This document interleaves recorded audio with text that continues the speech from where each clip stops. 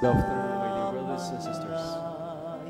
Last July 21, 2010, while in Caramoan Island for the renewal of the clergy of the Diocese of Cubao, I received a text message from my brother, Kankan, with these words, "Pads, pwede bang makahingi ng pang-birthday ni Katkat?" Katkat is the first daughter of my brother who was turning 3 on that year on July 30. I just responded, okay. And then that text message, my dear brothers and sisters, proved to be the last text message of my brother to me. That night, after he texted me, a lone assailant hit him with a steel rod twice, one on his nape and the other on his face. The incident took place at the public market in our hometown in Piggawayan, North Cotabato. My brother was brought to the hospital, to Notre Dame Hospital in Cotabato City, but he expired after 3 days because of severe head trauma. The suspect, who is a tricycle driver living in Poblacion 1, Piggawayan, is still at large. That is so since the warrant of arrest wasn't released yet until this day, 9 months after the incident. When I went back to Manila after the burial, my fellow young priests of the Diocese of Cubao asked me, "So what will you do? How did you deal with it? What will you do if you will meet the assailant of your brother?" You see, there were several retreats and recollections and even process of forgiveness that underwent. No. And let me share to you how I proceed with that process of forgiveness. First, well, surely I did recognize that I was hurt. I was in great pain. I was in pain because I saw my mother lost a son which he loved for 26 years. I was in pain because I saw my father wailing after the burial at our gate in the middle of the night, which a military man like him does not usually do. I was in pain because I saw my siblings seeking for justice, but they can do it because they are not the authority to execute it. When the authority cannot do it. I was in pain because I saw the daughters of my brother, Katkat, now turning 4, and Litania, now 2, growing up without their father. I was in pain because the third daughter of my brother, Shannon, now 4 months, who was born last January this year, will never see the face of his father. I was in pain because on July 30, 2010, I was able to fulfill the request of my brother Kankan. Yes, we celebrated the birthday of Katkat, her firstborn daughter, his firstborn daughter, with her classmates, teachers, and their parents, while her father, my brother, was already inside the coffin. A promise fulfilled with the presence of the one, without the presence of the one who requested for it. But recognize also that while we are in great pain, there is another feeling beyond that. Beyond pain is love. I had disagreements with my brother Kankan, but more than that, I had great moments with him. I was with him for nearly a year when I had a teaching regency at Notre Dame of Parang in Maguindanao. In Notre Dame, he was bold. He wants to be the best, at least in his chosen path. And always, he was the defender of his classmates, especially those fellows. I remember the sad news was delivered to me by our youngest sibling, Balong. I know he is in pain, but I know how much he loved our brother. I have a 10:30 a.m. Mass during that day, Sunday. when at 10:15, my brother Balong said, wala na si Kankan. The Parish Pastoral Council was really concerned. They were asking me if I can still celebrate the Mass. I said, I can. I will. This is my duty. But during the Mass, I had to pause many times to deal with the pain. To deal with the pain.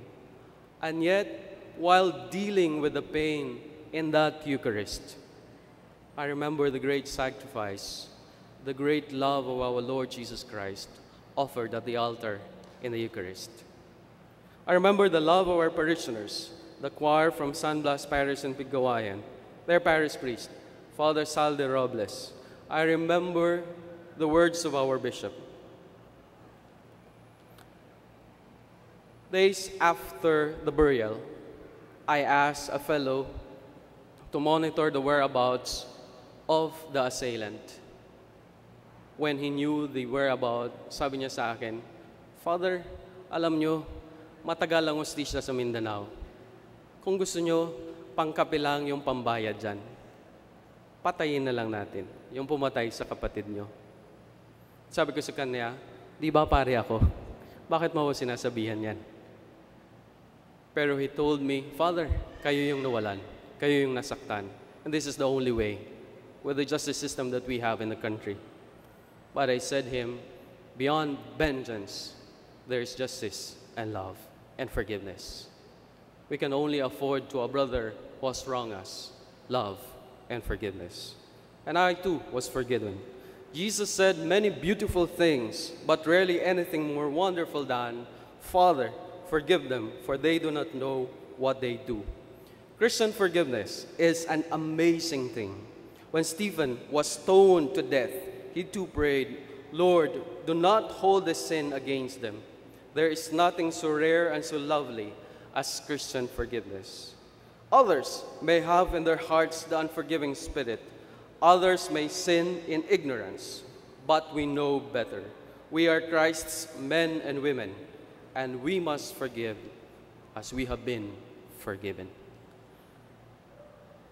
Good afternoon, my dear brothers and sisters.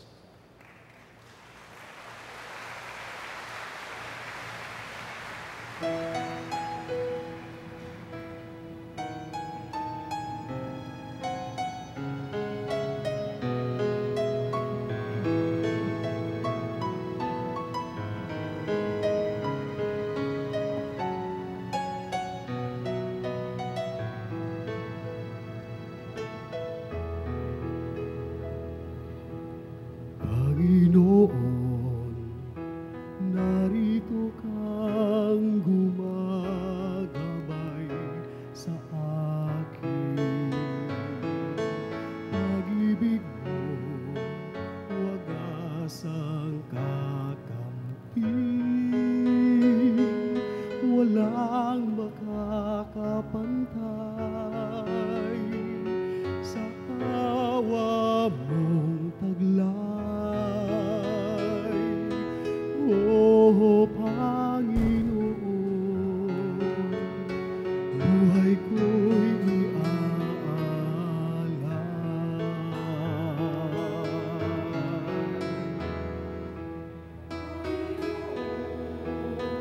Dulot mo'y pag-asang walang hanggan. Gusto mo ay sa mundo nakalaan.